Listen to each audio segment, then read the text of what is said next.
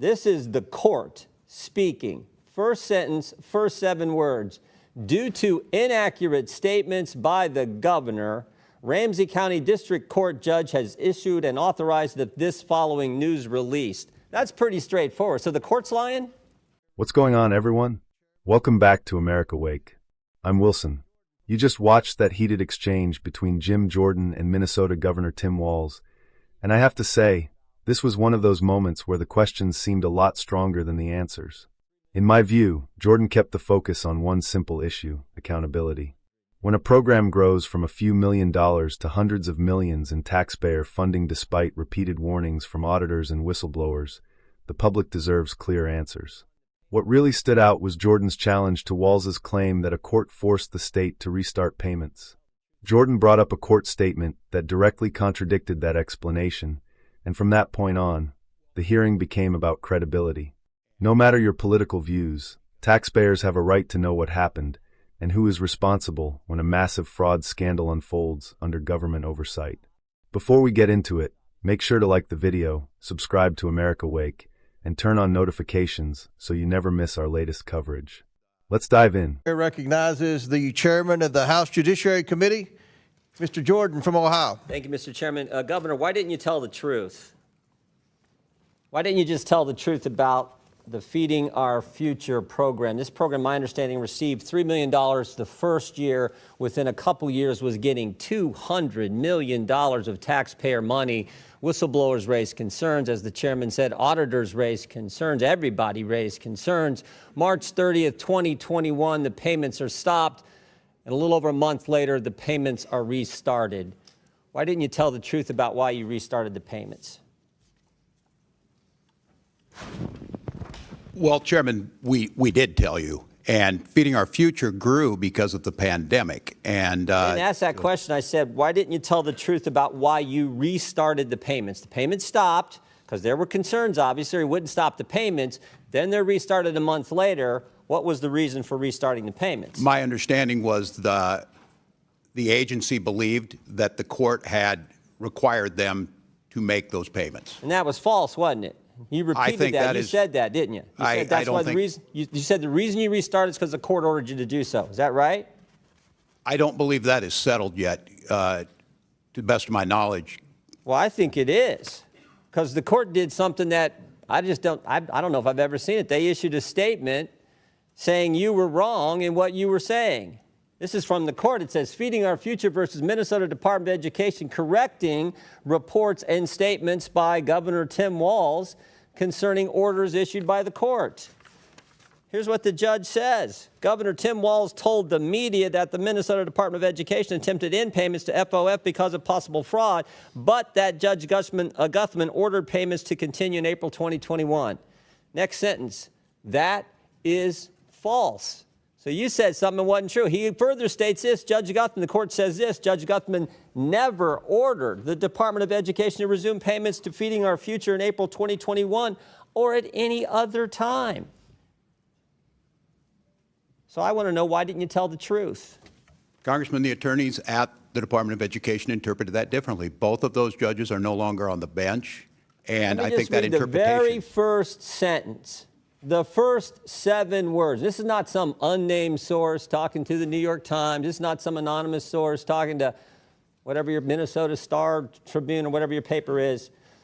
This is the court speaking. First sentence, first 7 words.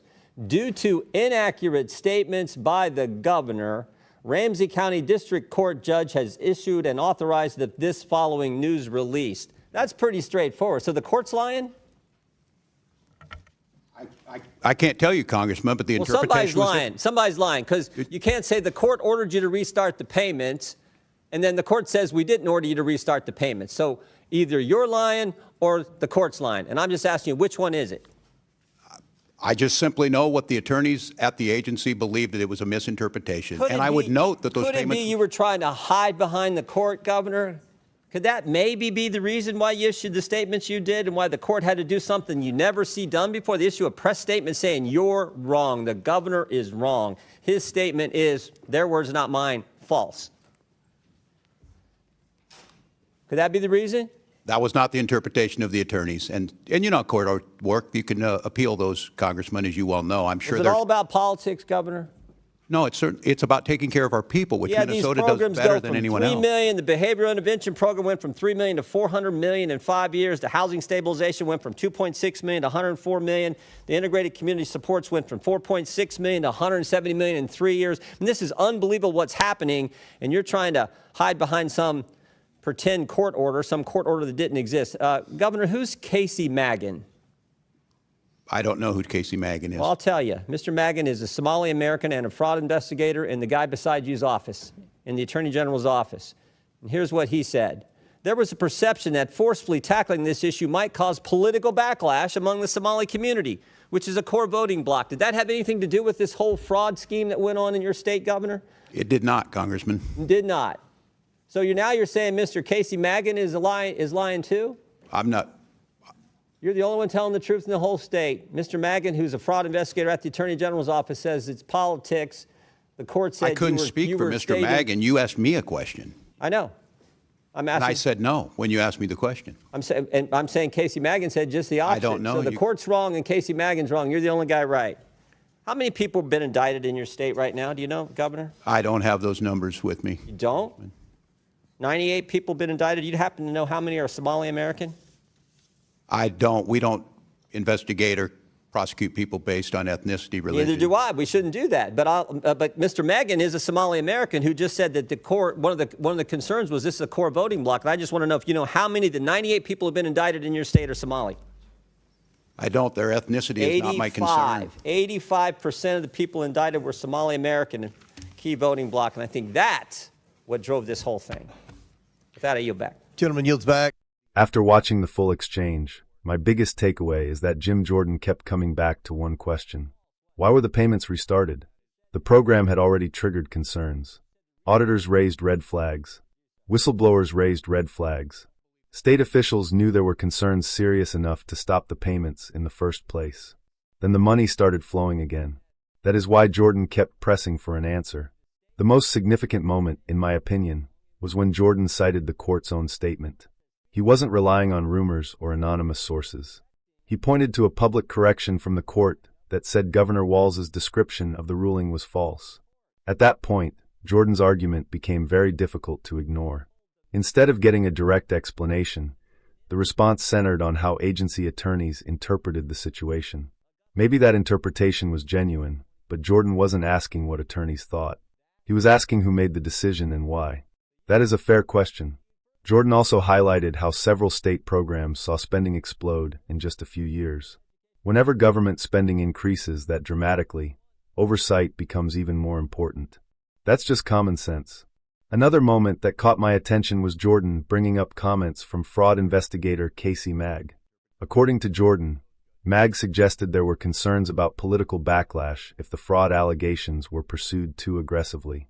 Governor Walz rejected that idea, but Jordan's point was clear. If politics played any role in delaying action, the public deserves to know. What made Jordan effective in this hearing was that he came prepared. He had the timeline, the numbers, the court statements, and the investigators' comments. He kept returning to the same issue, accountability. At the end of the day, this wasn't really about party politics. It was about taxpayer money and whether leaders can clearly explain decisions made during one of the largest fraud scandals in Minnesota's history. After watching the entire exchange, I think Jordan raised several important questions that still have not been fully answered. But that's just my take. What do you think? Did Jim Jordan expose serious accountability problems, or do you think Governor Walz adequately explained what happened? Let me know in the comments below. Thanks for watching America Wake. I'm Wilson, and I'll see you in the next video.